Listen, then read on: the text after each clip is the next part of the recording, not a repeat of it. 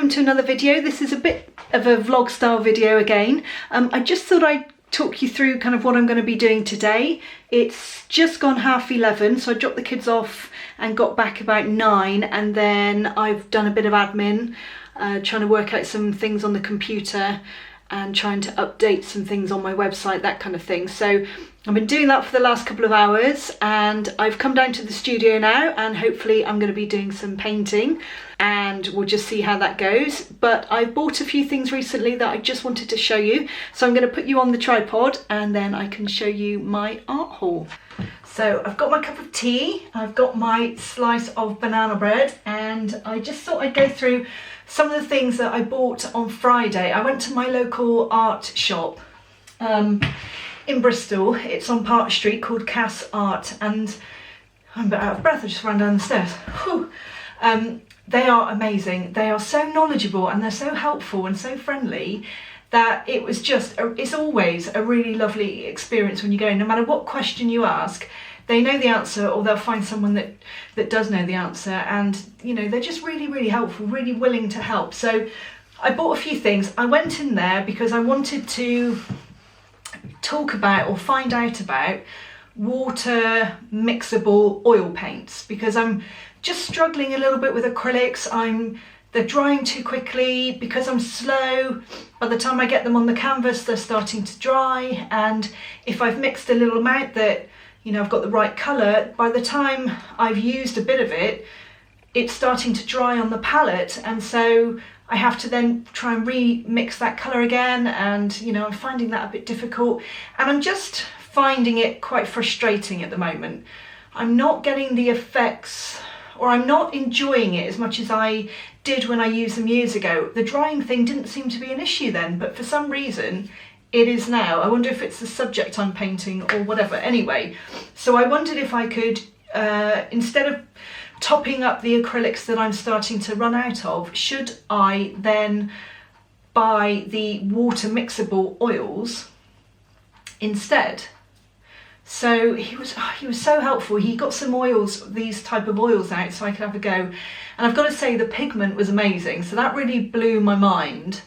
But I've already bought quite a lot of acrylics and I don't want those to go to waste. So I was a bit of a dilemma. I didn't really know what to do for the best, and so he got a colleague out that was really, really helpful, who loves to work in acrylics, and so he sat down with me and basically gave me a free art lesson for about an hour, telling me kind of all of the things that he likes to use and what works for him, and how to overcome some of the problems that I'm having with acrylics. So the most important thing was the drying, and so he recommended what he used. So I've been using, I'm going to find it. So I've been using this porcelain plate. Look at the back, if you can see, it's got paint all over it. Clean on the front. So I've been using this porcelain plate, and I bought it originally for watercolours, and it actually works really well for that. Because with watercolours, if they do dry, you could just add a little tiny bit of water and it doesn't really affect them, they're absolutely fine. But with acrylic, that doesn't work. And I don't want to mix too much water in with my acrylics. So I've been using this, it's been working against me. The flat surface enables it to dry a lot quicker. Obviously there's more room for evaporation. I didn't want to go into buying plastic palettes because of, you know, obvious reasons, not buying, you know, really trying not to buy too much plastic. So he suggested these,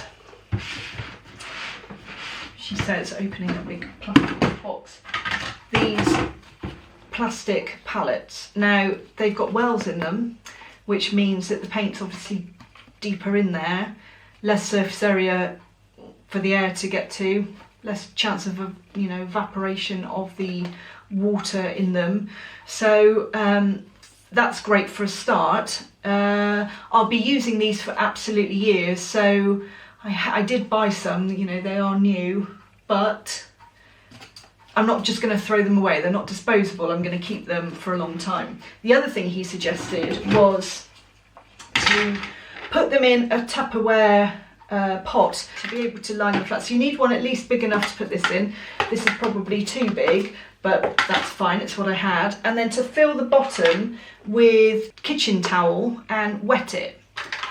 And then so you're creating a moist atmosphere in this box, and then when you stop using your paint, you put the lid on, it seals up, and apparently it will stay wet for weeks. My gosh, this is going to be a game changer for me if this works. So that's step one. The other thing to think about is what you add to your acrylics. So obviously you can add water, but you don't want to add too much because it kind of goes a bit bitty and it becomes too transparent and a bit thin. I tried, it's Winsor & Newton, I thought it was De La Rowney. It's Winsor & Newton Fluid Retarder, which is quite good, flow enhancer, and it's De La Rowney, which I've been told aren't the best company for paints. They're fantastic with paper, but not so good with paint. So I might have bought the wrong brand there. So I've tried those two with mixed results, but the one thing that he really recommended, which is what I purchased as well, so just turn the light down so you can see, it's satin glazing liquid, and the make is golden. And what that does is it's a slow drying extender for acrylics, and you mix it in with your paints in your palette. Use alone or blend with acrylic colours in any ratio. Useful for wet and wet blending, improves brushability. It's got a scale here, transparent to opaque, and it's on the transparent side. Matte as opposed to gloss, and it's on the thinner end of the spectrum as opposed to thick. It's £12.50, and apparently this will last him 6 months, and he uses it a lot. So that's going to be good. The other thing I bought, which is really quite exciting, is a palette knife, and it's a round tip one. It would have been better if it was a bit thicker, but this is all they had. And what he did say was, do I mix my acrylics with a paintbrush? Which the answer was yes. And he said, I really recommend mixing with a palette knife, one with a round edge. You can get into these little wells, because then you can scrape the paint when you finished, and you're not then washing your paintbrush and wasting, in effect, probably 50% of the paint that's on your paintbrush. So it's a lot of a kind of a economical method. So that's really exciting. Oh, the other thing I bought was some gesso. Now this is the Galleria make. He was talking about the surface and did I like the texture of canvas, which I'm not quite sure if I do. Depends how many layers you're going to add as to whether you can still see the texture. But applying some gesso just smooths the surface, gets it ready for the paint, which I actually bought some canvases to start painting on. Very exciting. I bit the bullet and I went for it. So I bought a pack of 3 16 by 20s, not too big, not too daunting. But what I thought was, which I've seen before, is that you can apply the gesso. He applies 3 layers, I think, because the work that he was doing, he really wanted it really smooth. But I thought that I could add a little bit of colour to my last layer of gesso, which I've seen. And in that way, on the last layer, you've actually toned the canvas, which is perfect, which is what I'd be doing with a watery wash of acrylic. So I wouldn't need to do that anymore. So that's something for the future. I'm going to give that a go. That's quite exciting. But for now, I am going to start working on this again.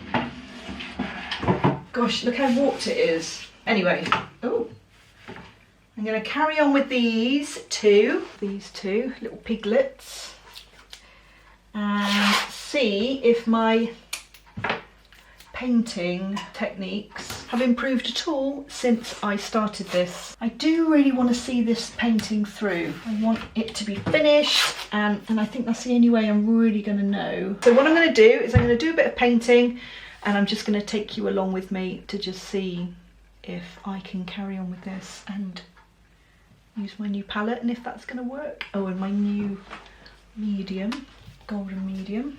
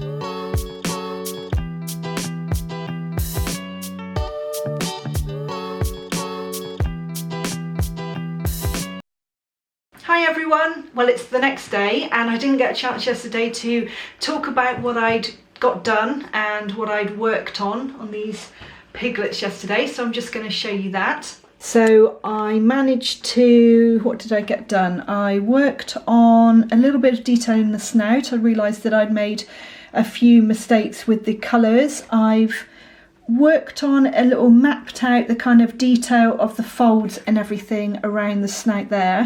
But the main thing I did yesterday was started on all the different hairs, trying to map that out. So you can see I've done a darker base tone down here, and so I'm adding the finer hairs. So I'm going in with like a creamy colour to begin with, and then I'm going to go in with some lighter and possibly darker ones next time. I've added a few details around the eye. There's a few kind of wispy darker hairs, and I've started to try and blend in the different hairs around the orangey section and the creamier section. So that's going well, but it's very time consuming and does, you know, I need to turn my drawing, or painting, I keep saying drawing, need to turn the painting up on its side really, so I'm not twisting my arm to try and get the brush strokes in. So I think I'm going to work section to section, and then I'm going to possibly work on the, I'm going to say paw then, oh my gosh, I'm going to work on its leg and trotter, trying to get a bit of detail in there. So just working piece by piece, section at a time. I think it's going okay. Just turning it round, checking I've got the proportions in correctly. But yeah, it's a lot of fun, and it's one of those kind of methodical processes. So yeah, on to the next sitting. I hope you enjoyed today's video. Thank you so much for sharing your precious time with me. If you did like it, it'd be great if you could like and subscribe. It really helps my channel out, and I really look forward to seeing you next time. Bye for now.